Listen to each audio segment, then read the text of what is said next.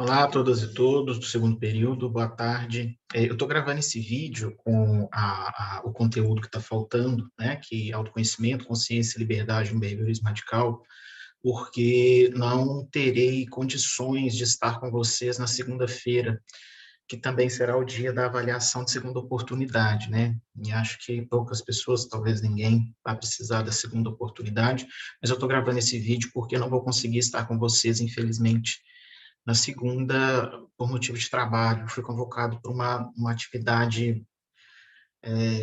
e aí, por bem, essa atividade não vai ser avaliada, essa atividade que nós vamos fazer aqui agora, que eu estou gravando para vocês essa aula, esse conteúdo em específico, assim como não foi avaliado assim em prova, ou mesmo no diário de bordo, o comportamento verbal, mas para que vocês não fiquem sem o conteúdo e de forma alguma deixem de me abordar, né, na eventualidade aí da necessidade de esclarecer dúvidas, etc., tá? Eu quero começar falando um pouco do comportamento verbal, porque o comportamento verbal é um tema complexo, e a gente tem uma introdução a ele no curso, né? Eu vi nos diários de bordo muitas dúvidas com relação ao comportamento verbal, mas o que é mais importante que você se recorde, né? O comportamento verbal é um tipo de comportamento operante bastante complexo, tá? E a análise do comportamento complexo e, digamos assim, que mais abre portas e possibilidades para o ser humano. Boa parte da diferença entre seres humanos e animais tem a ver com a nossa capacidade de desenvolver, de emitir, né, comportamentos verbais que outros animais não têm. E aí, não com a complexidade que nós conseguimos alcançar, tá? E talvez o mais importante, assim, para lembrar de comportamento verbal, é que o comportamento verbal ele exerce um efeito primeiro sobre outra pessoa, né? Ele é o reforço, quando eu emito uma resposta verbal, o reforço vem através de outrem. Esse outro que reforça o meu comportamento foi treinado pela mesma comunidade verbal que eu, e por isso ele consegue desenvolver esse papel de ouvinte, de alguém que pode reforçar o meu comportamento verbal. E aí, essa possibilidade do outro reforçar uma resposta verbal, porque se esse outro não, se não for esse outro que vai reforçar uma resposta verbal que eu emito, o reforço ele seria não mediado. Então, por exemplo, se eu quero mudar essa mesa de lugar, eu mesmo faço essa mudança. E caso não Caso isso não seja feito dessa forma, por mim mesmo, eu posso solicitar alguém que me ajude a movimentar essa mesa, ou eu mesmo faço a mudança de lugar, né, desse móvel. Enfim, é muito simples, né, essa primeira definição. O reforço é mediado por outra pessoa, essa outra pessoa foi treinada por uma comunidade verbal que permite essa mediação, esse outro faz a mediação entre eu e o ambiente. E que falante e ouvinte podem estar dentro da mesma pele. Tá? Então, não quer dizer que o ouvinte é sempre outra pessoa, é sempre outra pessoa que fará a mediação entre mim mesmo e o mundo. Não. Eu mesmo sou um ouvinte e eu mesmo sou um provedor de reforçamentos para mim mesmo. Né? Então, é como se o nosso organismo ele constitui-se num ambiente com ouvintes que fazem a mediação. Eu faço a mediação do reforço para alguém que emita uma resposta verbal para mim, no meu sentido, mas eu também sou um mediador da minha relação com o mundo, tá? Então, falante e ouvinte podem estar ali dentro da mesma pele sem problema nenhum, tá? Sobre isso, eu até citei sobre o behaviorismo, né? Quando o Skinner vai discutir o mundo dentro da pele, e mais recentemente a gente vem aí ver algumas discussões aí, por exemplo, em terapia de aceitação e compromisso, sobre o self como contexto e as implicações verbais disso, mas não vamos adentrar isso agora, porque a gente vai entrar na temática da consciência, liberdade, autoconhecimento do behaviorismo radical. Enquanto eu carrego aqui a tela, vocês vão me dar licença um minuto que colocar, eu vou precisar colocar o carregador de bateria aqui no meu computador. Só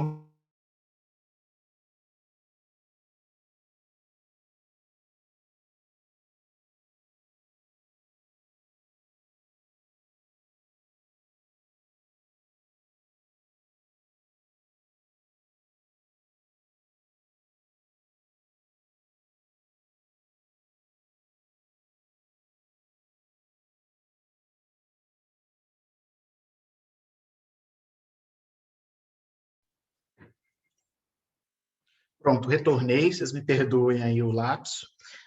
Enfim, autoconhecimento, consciência e liberdade. Não necessariamente nessa ordem, né? Mas a ordem lógica da gente tratar desses assuntos no behaviorismo é consciência, autoconhecimento e liberdade, no behaviorismo radical. Uma compreensão mínima de comportamento verbal é necessário para a gente dar conta de passar por esses conceitos, principalmente porque lá no início do curso, vocês se lembram que a gente está trabalhando com uma abordagem, uma filosofia, né, quando a gente parte do behaviorismo radical, que ela tem uma visão, ela parte de um determinismo probabilístico, quando vai fazer uma análise do comportamento, né? Isso quer dizer que, para o behaviorismo, os eventos comportamentais, eles dependem de outros eventos do passado, né? Então, isso é ser determinista. Mas a nossa visão sobre o comportamento humano, ela não é fatalista, né?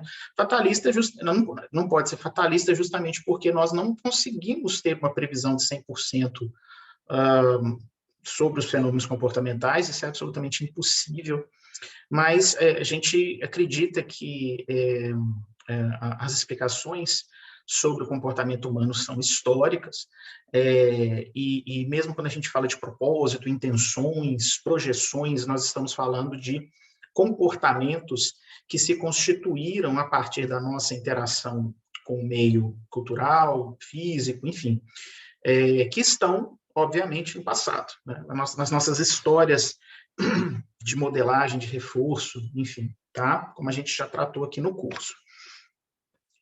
Então, dando continuidade aqui, obviamente, eu pedi a vocês que assistissem um filme, né, que se chama Os Escritores da Liberdade. Ele está, antes de assistir essa aula, por favor, assistam o filme, vale a pena, vocês vão gostar. Ele está disponível para vocês no ambiente virtual de aprendizagem. Então, o filme é Escritores da Liberdade, né? Ele é um filme baseado em fatos, obviamente, não necessariamente tudo que está representado no filme de fato aconteceu como está, porque, como eu estou dizendo, é baseado, né? Ele não é uma reprodução fiel, mas conta uma história de uma professora, Erin Gruel, que teve que lidar com estudantes para os quais ela, obviamente, não tinha passado ali por um processo de modelagem, uma história de reforço que permitisse a ela, de início, né, de saída, um repertório para lidar com eles, né? E porque, obviamente, a maioria deles ali não acessava, digamos assim, muitos reforçadores, né, na relação nem com a escola, muito menos com a professora, enfim, histórias de bastante controle aversivo experimentadas pelos alunos da escola. E essa professora, ela chega, né, muito com o idealismo de que poderia fazer a diferença na vida desses estudantes, mas esses estudantes não têm ali, não antecipam ali que aquela relação com aquela professora vai trazer muitos reforçadores, porque na história escolar deles, a maioria dos professores não provia oportunidades ou não acreditava de fato no potencial deles, e viam aquilo ali como uma perda de tempo, né? Isso acontece em vários momentos do filme com a diretora, com o professor da turma avançada, que realmente eles não acreditavam naqueles estudantes e achavam todo o processo de inclusão deles na escola algo falacioso, uma bobagem, enfim, uma visão bastante preconceituosa e reducionista, né, de ser humano, e também uma visão meritocrática, né, dessas pessoas em relação ao que poderia e o que não poderia acontecer com aqueles estudantes. Uma dessas estudantes era a Eva, a Eva, quem era a Eva, né? Eva passou por uma história bastante difícil, né? Como ela foi exposta à violência, então ela tem uma história de controle aversivo, vocês se lembram, né? Controle aversivo é quando o meu comportamento ele é punido ou ele é mantido por reforço negativo, né? Então a Eva, e a gente sabe, né, que o controle aversivo ele traz uma série de respostas emocionais muito desagradáveis, medo, ansiedade, que vem junto, né, com tudo isso. E aí, obviamente, quando a gente sente essas coisas, a gente começa a emitir respostas de fuga e esquiva para não sentir isso, né, para não estar em contato com isso que é tão desagradável, tão injusto, tão dolorido, né? Então, aqui temos a Eva criança, né? E ela viu o pai ser preso em casa, o pai era, né, parecia que participava de algum tipo de grupo ligado assim com criminalidade, né? Ela morava numa região bastante complicada, com conflitos entre gangues de diferentes origens étnicas, né? Então, por exemplo, ela era do grupo dos latinos, tinha dos asiáticos, tinha dos italianos, né? Que é uma marca do que acontece nos Estados Unidos. Enfim, não vou entrar no detalhe disso, mas, no mínimo, esse conflito entre iguais, ele servia, né, como uma guerra por espaços e por reconhecimento, por valorização, e uma guerra contra a própria sociedade, né, uma guerra contra o mundo dos brancos, né, que a Eva menciona muitas vezes no filme. Então, uma condição de desenvolvimento eivada e de medo, de controle aversivo, de angústia, a sensação de injustiça, de ver o próprio pai ser preso em casa, independentemente do que ele tenha feito ou não, a questão não é essa, a questão é que para Eva tudo isso é uma grande injustiça, é uma fonte inesgotável de controle aversivo, né? Ela viu tudo isso, né? Então, e depois de adulta, né? Ela sofre também violência étnica, ela também pratica esse tipo de violência, porque ela, como eu disse, esses grupos, eles, apesar de serem muito parecidos, né? Terem as mesmas questões, eles são ensinados a se aglutinar nessas células étnicas, porque isso garante uma espécie de fuga, né, temporária do risco, seja dos brancos, majoritariamente, dessa sociedade que eles chamam de branca, e também dos outros grupos étnicos que são alvo dessa segregação social. Então, a experiência psicológica de Eva é uma experiência de perda, de dor, de angústia, só controle aversivo. E quase tudo que ela faz, né, para a gente analisar só o comportamento dela, a sua agressividade, ela é muito agressiva, né, a sua relação com os outros grupos, que é uma relação de distância, a relação dela com a professora no primeiro momento, a relação dela com a escola, ela usa tornozeleira eletrônica, então, quase tudo que ela faz, quase todas as respostas operantes que ela emite são respostas de fuga ou esquiva, né? Então, é uma condição emocional que segue as respostas de fuga e esquiva, que segue essa história de controle aversivo, como produtos, né, colaterais dessa história, que ajudam a entender o comportamento dela quando a gente assiste a história. Bom, eu ilustrei isso aqui para vocês, né? A gente se sente coagido e injustiçado, controle aversivo, né? No caso da Eva, os comportamentos que foram reforçados positivo e negativamente foram de fuga e esquiva, né? Então, eu separei aqui uma imagem, ela fala, você vê, né, I hate white people, né, ela está falando assim, eu odeio os brancos, né, porque ela faz um discurso dizendo que todo esse mundo branco, né, que ela coloca no mesmo balaio, é o mundo que tirou o pai dela do convívio dela, é o mundo que faz ela não ter reconhecimento, é o mundo que faz ela se sentir, entre aspas, como lixo, né, e aí a reação dela é agredir, defender a todo custo ali o seu grupo, porque ali ela tem reforçadores, ali ela é reconhecida. No grupo dos iguais, né, do grupo dos latinos, ela tem um papel, ela tem uma relevância, ela tem um valor. Então, ela consegue fugir desse controle aversivo, parte dele. Então, ela tem um controle aversivo do grupo, tipo assim, você tem que fazer o que a gente quer, senão você vai ser punida pelo grupo. Então, isso é controle aversivo também, né? Então, ela tem que fazer coisas para eliminar o risco do grupo expurgá-la ou puni-la de outra forma. E ela, mas ao mesmo tempo, ela tem reforçadores positivos no sentido de ter um reconhecimento social, um lugar naquele grupo, uma relevância, coisa que ela não via nem na escola, nem com os brancos, nem com os outros grupos.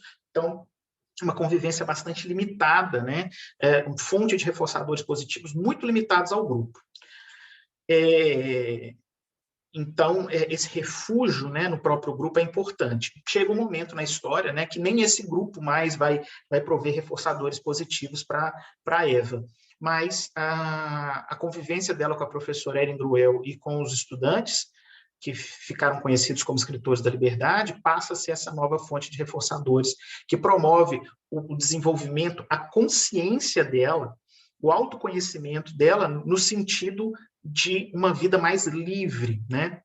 E aí eu vou adiantar aqui uma coisa que eu vou voltar a falar. Liberdade no behaviorismo radical ela implica em autoconhecimento. Então, eu preciso identificar quais são os reforçadores que estão controlando o meu comportamento. Eva não tinha, ela tinha uma clareza disso, né? De que ela precisava se defender ali dos brancos, dos outros grupos, mas ela também, ao mesmo tempo, ela não tinha opções de reforçadores fora daquele grupo, né? Ela também se fechava, né? E logicamente era importante que ela se fechasse, até que ela conhece a professora Erin, que trata ela de uma forma diferente em relação do que outras pessoas trataram até então, né? E aí podemos dizer que ela passa a ter opções, ela não precisa mais fazer tudo o que o grupo quer, mesmo que ela não concorde, ela pode ter esse apoio, esse suporte de fazer o que ela moralmente acha que é certo, no seio da abordagem da professora, da convivência com a professora e com os colegas chamados escritores da liberdade. A Eva, né, ela tateia, né, aquele mundo difícil que ela vive, ela tateia e identifica, esse mundo é um mundo difícil, é um mundo cruel, é um mundo que eu preciso me defender, aí já um mando, né, que ela está falando, quando ela fala assim, eu tenho que me defender, então um mando, né, assim, importante que ela está emitindo, mas basicamente ela segue regras, né, desse grupo social que ela está inserida. Ela tinha consciência da sua dor e sofrimento, então consciência para o behaviorismo radical é descrever aquilo que está acontecendo, e autoconhecimento é autoconsciência, é eu descrever o que está acontecendo comigo, mas não simplesmente descrever, né? Não é só eu tatear a minha experiência interna, mas também identificar os antecedentes, as consequências, enfim, as fontes de controle dos meus comportamentos, tá? Sejam eles verbais ou não verbais. E aí eu coloco aqui uma provocação. Será que ela tinha consciência das múltiplas causas do sofrimento dela, né? Será que realmente tudo o que ela imaginava que de certa forma ela estava certa, né? Muito do que ela vivia era consequência da forma como essa sociedade se organiza e exclui pessoas como ela? Mas é uma questão que o filme vai trazendo, né? Inclusive na mudança de comportamento de Eva, isso vai sendo colocado em evidência. Então, basicamente, né, o que a gente observa na história de Eva, ela estava sob controle de regras, né, que regra é comportamento verbal, regra é um comportamento verbal que descreve uma contingência. Então, quando o grupo explícita ou implicitamente, né, diz assim, olha, você precisa mentir no tribunal, porque se você não fizer isso, você não é mais uma das nossas, nós não vamos mais te proteger, inclusive nós vamos te punir por isso. Isso é uma regra, descreve uma contingência de punição, muito evidente, tá? Ou ainda, né, estaria ela submetida a controle aversivo sem possibilidade de fuga? Eu acho que essa é a primeira oportunidade, a primeira evidência que mostra que ela não goza de liberdade de jeito nenhum, né? Ela tem consciência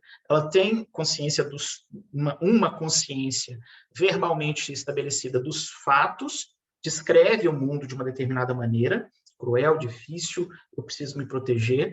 Ela tem um certo autoconhecimento, olha, eu faço parte desse mundo, e o meu papel neste é proteger os iguais e fugir dos não iguais, né? Daqueles que me oprimem, e eu não tenho para onde ir.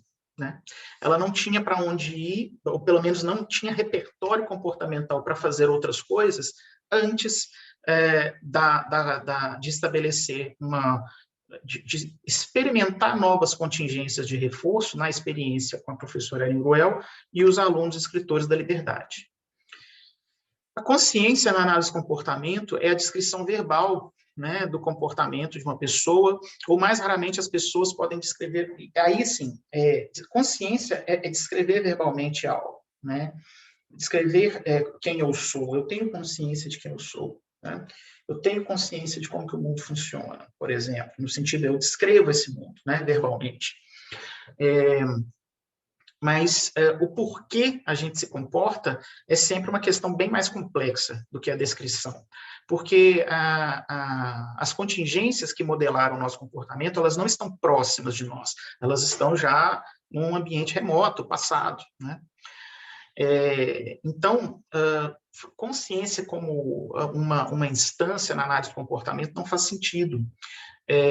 A gente pode falar em comportamentos conscientes, comportamentos que denotam, ou comportamentos que evidenciam, não, comportamentos que trazem em si essa ação, no sentido de uma ação coordenada, em consonância com a maneira como o mundo se organiza.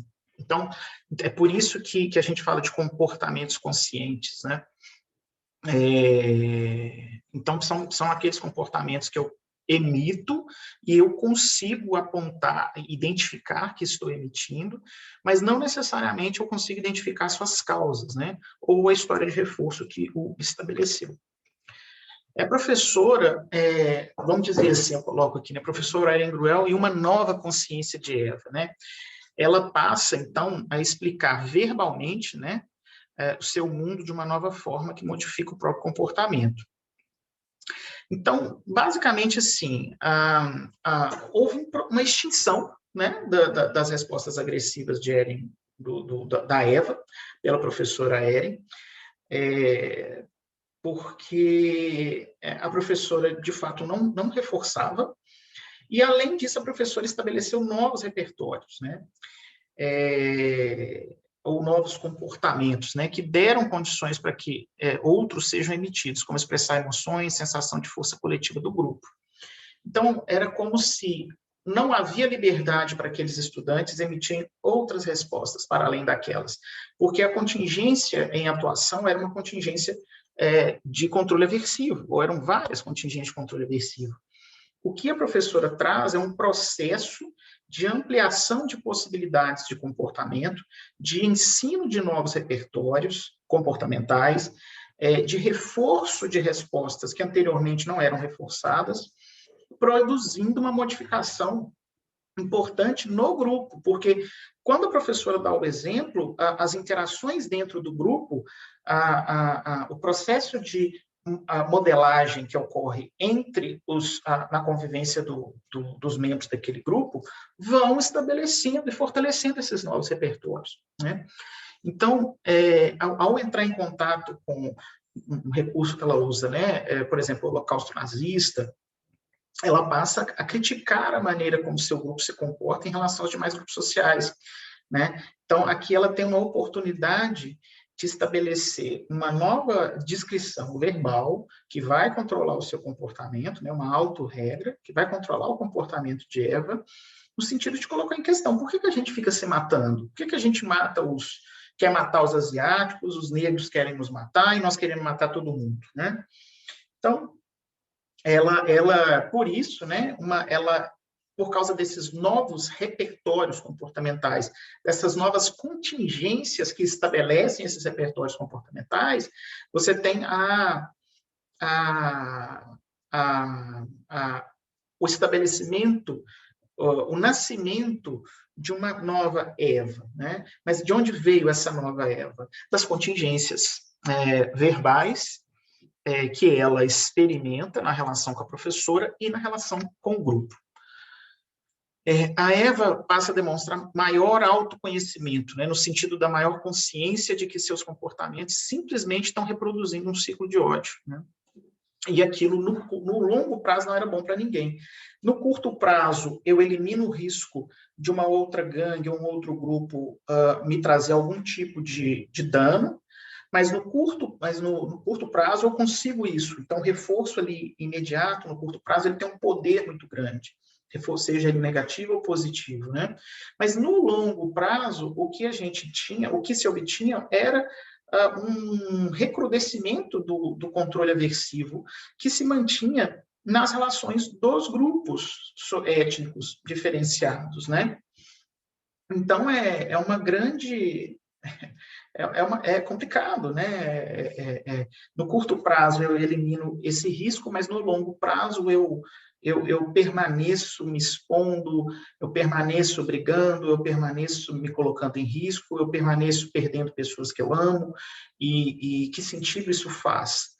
Então, nesse sentido, você tem um salto no autoconhecimento de Eva, né? Quando ela vai ao tribunal e diz a verdade, que foi um membro dos latinos, o grupo ao qual ela pertencia, que matou um sujeito de um outro grupo, ela dá um passo enorme, mas ela só tem condição de fazer isso no sentido, porque ela tem um autoconhecimento maior, ela formula um conjunto de regras descritoras do mundo que era diferente do que ela tinha antes, né? Obtido no processo de modelagem e das relações verbais e não verbais com o grupo dos escritores da liberdade e a professora Eren, e ela resolve encarar, né, os efeitos aversivos, né, dela assumir essa posição, mas, ao mesmo tempo, alinhado com um valor, né? Ela acreditava que o correto seria que quem efetivamente matou ou fez fosse punido por aquilo, né? Uma outra pessoa poderia ser punida sem ter culpa no cartório. É quase como se ela dissesse, não, eu não quero mais autoconhecimento, eu não quero mais viver essa vida, eu não quero mais briga de gangue, isso não faz mais sentido para mim, né? Então, de certa forma, para ela, passa-se a ter ela começa a identificar que aqueles grupos ali, todos eles segregados, excluídos, tinham muito mais em comum do que uma raiz étnica absolutamente ilusória, né? No qual estava baseada toda a encrenca entre os diferentes grupos, né? Bom, enfim, né? Então, a pergunta, né, que fica no final, assim, a Eva, ela gozava de liberdade, né, antes da experiência com a professora Eren Gruel e os colegas, né? Essa é uma boa pergunta para a gente pensar. Essa aqui é uma foto do grupo, né, dos escritores da liberdade, dos escritores da liberdade, dos escritores da liberdade de verdade, tá? Gente, eu ia ligar minha tomada aqui, mas acabei não ligando. Só um minuto. Pronto, agora sim. Então, ela acaba... Esse aqui é o grupo, né? Acho que a professora Eren, cadê ela? Não, mentira. Esse aqui é o grupo... Tem aqui a professora Eren, né? Tem aqui a atriz que interpreta a Eren, eu me esqueci o nome dela agora. E aqui os escritores da liberdade, né? Originais. Muito legal essa foto, muito bacana mesmo.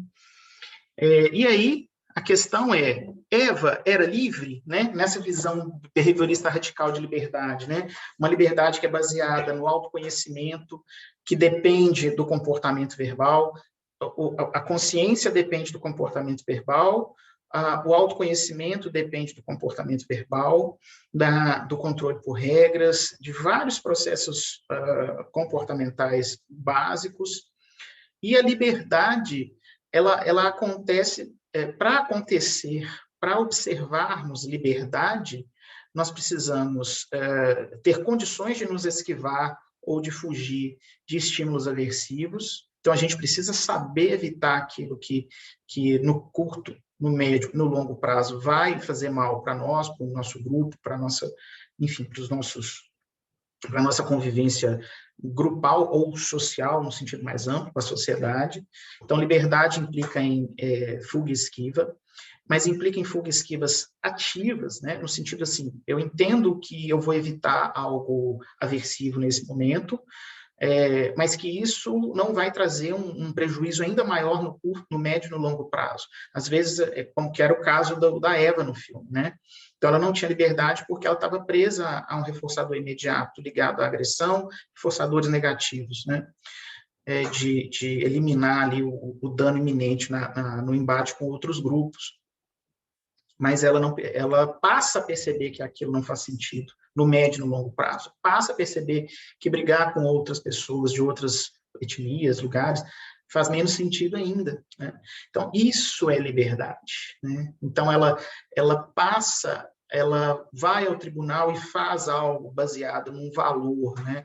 Numa regra importante que ela achava que precisava preservar, né? Que as pessoas não podem pagar por aquilo que elas não fizeram, tá? E era o que estava prestes a acontecer e ela impediu. E ela mesma pagou um preço muito alto, mas ao mesmo tempo ela ganhou uma fonte de reforçadores nova. Olha como é que é importante, né? Que era a convivência com o grupo dos escritores da liberdade, tá? Que passaram a ser essa nova fonte de reforçadores para a vida dela, assim como a professora Erin. Então, a pergunta que fica, né, é o seguinte: liberdade não é uma questão apenas pessoal. A liberdade ela é uma construção social, é uma construção que se dá nas relações entre nós. E aí, né, sintetizando, essa construção social da liberdade individual, ela vai depender de repertórios comportamentais variados, e a gente só aprende a se comportar na relação com o outro, repertórios de fuga e esquiva adaptados à realidade, mas também repertórios nos quais nós buscamos reforçadores positivos que não sejam apenas controlados por um efeito imediato, como, por exemplo, o uso de substâncias, ou como a Eva fazia se digladiando lá com os outros grupos, né? Reforçadores de médio e longo prazo, que normalmente estão ligados a valores, princípios, né? Então, quanto mais condições a gente tem de viver no sentido de buscar esses valores e esses princípios básicos, que só podem ser compreendidos por nós num processo de autoconhecimento, que depende do nosso comportamento verbal, quanto mais eu consigo acessar e correr atrás desses valores, né, e conseguindo me desviar ali dos obstáculos do controle aversivo iminente, e continuado, mais livre eu sou, mais liberdade eu pratico, né? Como diria a professora Maria Amélia Matos, né, que ela falava de transformar substantivos em verbos, né? Eu doreio, né? No sentido assim, eu sinto dor, né? Como se eu tivesse a dor ali no bolso. Não, eu doreio, ou eu alegreio, fazendo ali um trocadilho com alegria, né? Eu tenho alegria, né? Aí ela vai criticar, não, não tem uma coisa dentro de mim chamada alegria. Eu experimento alegria, eu alegreio, digamos assim.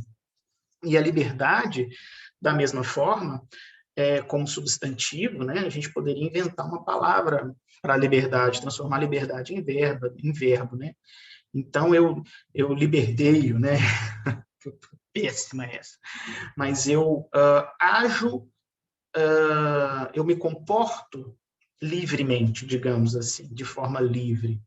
Então, me comportar de forma livre nessa perspectiva é exatamente ter opções, né? Ter variabilidade comportamental, ter condições de exercitar a fuga e a esquiva quando necessário e ter repertório para enfrentar situações vitais de interação que são, a princípio, aversivas, tá? Pensando antecipando as consequências de médio e longo prazo para aquele comportamento. Aí sim nós estamos falando de comportamento livre. Pois bem, eu espero que vocês tenham gostado. Enviem dúvidas aqui na descrição da aula, caso vocês tenham alguma questão com relação aos conceitos de consciência, liberdade, autoconhecimento. Eu estou à disposição e espero que a gente se encontre em breve, tá? Eu agradeço aí a atenção e desejo aí um ótimo descanso para todas e todas. Tchau, tchau.